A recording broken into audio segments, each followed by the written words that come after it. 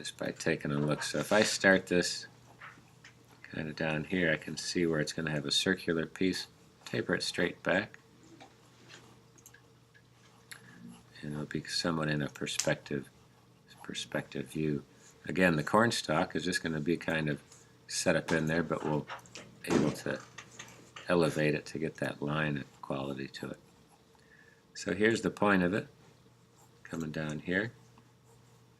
Find the center line for it, and see if you can't see the wrapping around of this, and then slowly it kind of turns.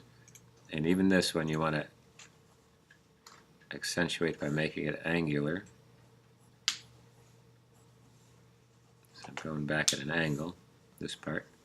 But again, just trying to find the first ring of all these kernels.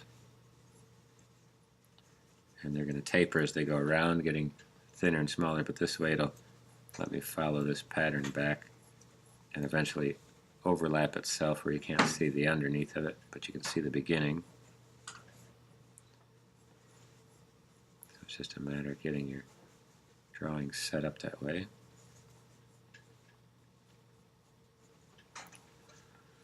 So that kind of gives the rows, and then it's kind of haphazard. Some of it is pretty even, not all of it, but just kind of make these cross contour lines, and it'll help easily separate the kernels.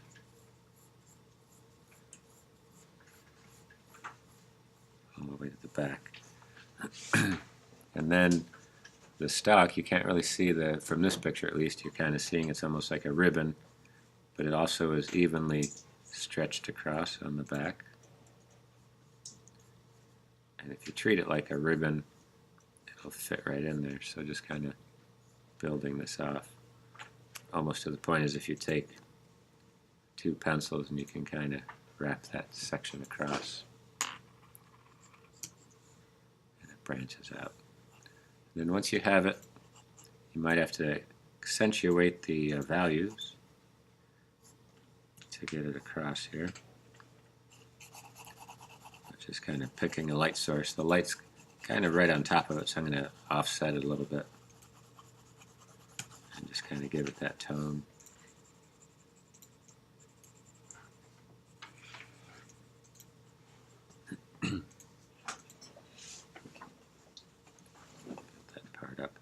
And then go back in. And then it's just a matter of kind of finding these, seeing if they have an outline to them, because they're all different values, but it'll really build this part up. And since the line itself, you can kind of push that in and shade this right off. Weirdly like frozen, then you keep bouncing everywhere. Like your thing is lagging.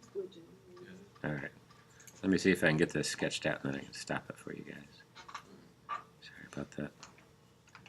But the photos are in there in the folder, so you can take a grab at them, see which ones you like. And the overlapping, like the way the kernel wraps around the front, you're going to see it come to a point. And then as they go around, they start to overlap themselves. And this is where it becomes a repeated pattern all the way back. So I'm pushing down, lifting up a little bit, push down to get that variation, variety of the line. And as it gets back, it's just overlap. So it's a definite repeated pattern all the way.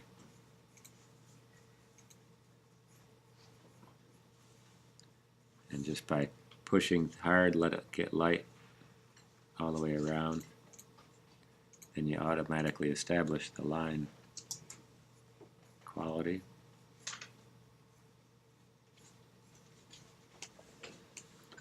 It really accentuates it right away.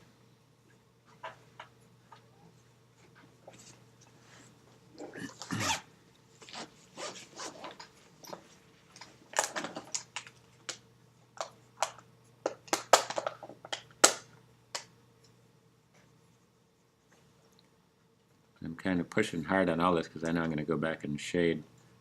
In this case, it has different colored kernels.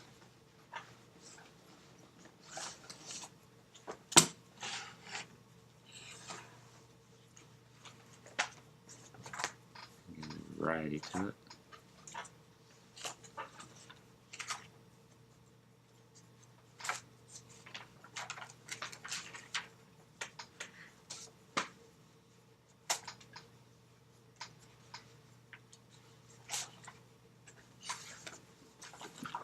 So that kind of has it shaped up, and I can still go back in and shade the overall value.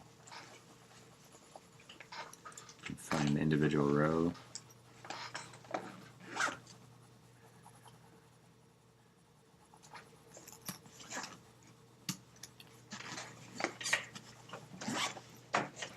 Carry that off to the stock in the back.